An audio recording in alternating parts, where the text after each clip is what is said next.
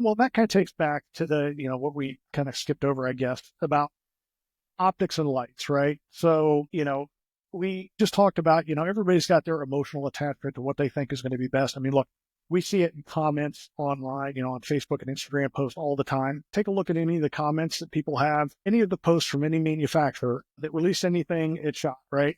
Take a look at the Magpul comments, take a look at this and that, where some bubba's like, I don't care, man, this is crap. I don't think you understand. It's like, you have no idea what goes into all this stuff. I've gotten into some back and forth. I've been involved since shortly after it was, it came about, primary and secondary, that land fair, right? With trying to jump in where I can to provide some good information to folks based upon my experience. And I've gotten into a couple of back and forths with folks on trying to explain short-barreled rifles and matching them to the right ammo. Because there's a fallacy out there that, oh man, anything below, 12.7 or whatever, it's useless. The LWRCI forum line or page on Facebook as well recently. And look, I've been able to point out, look, I've been there for testing. I've witnessed it, right? We took a 7.5-inch PDW concept that was built out,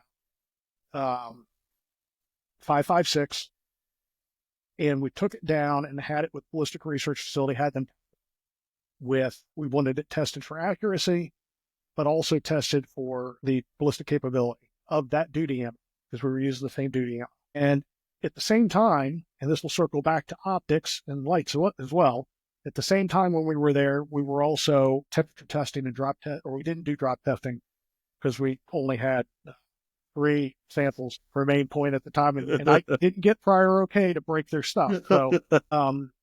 So, we did the temperature testing though, because what we became aware of as part of the TISWE group was the thermal shift issue with EOTech. And as opposed to what was going around on the internet and everybody thought they knew what it was, we had the actual data from the people that tested it and figured it out and at first identified the issue. And then we tested it with the FBI, right? So, but as part of that testing when we were down there, they started at 100 yards. They took a block of ballistic gel down to 100 yards, and they were going to move it back 25 yards each successive time until they got it back to where that ammunition was performing at what they thought was an acceptable level. So 100 yards was the furthest range that they had access to that day. So they took it down, drove down on a golf cart, took it down to 100 yards, came back. They shot it, kind of funny picture, but just to make sure they were grouping on the block of ballistic gel, they put a big ass scope on it. It was huge. The scope was almost as big as the PDW. I still got a picture of it. It was hilarious. But first they zeroed it, made sure it was grouping fine. Interesting but counterintuitive also that we found with that was that, and I brought this up in some of the groups too, we shot an M4, 14.5-inch barrel. We shot a Mark 18, 10.3-inch barrel. Then we shot this PDW in 7.5-inch barrel. Which one had the tightest group? I'm going to guess it was the PDW, but that's only because it's the answer you wouldn't expect it to be. You wouldn't think. The largest group was from the M4. The next tightest group was the Mark 18, and the tightest group was the PDW. The reason being, shorter, stiffer barrel, there was less barrel width. The barrel moves when you fire a round through it. If it's shorter and stiffer, it doesn't move as much.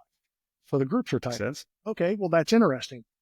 Still, you're looking at, you got to let them match the weapon, the ammunition, and your need. What's the range? What's the capability you're trying to get, right? A 7.5-inch PDW is never going to be a 300, 500 meter gun. It's just not, right? So realistically, you got to look at what your needs are. So they tested it, went down, they fired rounds into the ballistic gel block at 100 yards. Came driving back with the block, past 75. I'm like, ooh, okay, that's not good. Past 50, I'm like, crap, man, what the hell? Came past the 25, coming in all the way. I'm like, oh man, this must be really bad. And they get back, smile on their face, like, you're not going to believe this. They stood the block up. Everything, they measured the depth of every one of those rounds. The expansion was great on them. In each one, it was like you had this invisible line in the gel block. They were all right about at 16 inches. right in the sweet 100 yards out of a 7.5-inch barrel, 5.56. So that was really eye opening for me. And the estimate that we came up with talking to them was that gun could probably still be effective about 125, 150 yards with that ammunition combined with that rifle. That could probably be there. So, you don't know what you don't know Yeah. unless you test it. And in testing, sometimes you find out some things you would never thought you'd find out. So I've done some back and forth with Joe Blow that works at the Walmart or whatever that thinks he knows better everything about ballistic testing and ballistic properties. But I've got the picture of that gel block, man. It's incredible. It's almost like there's this invisible line.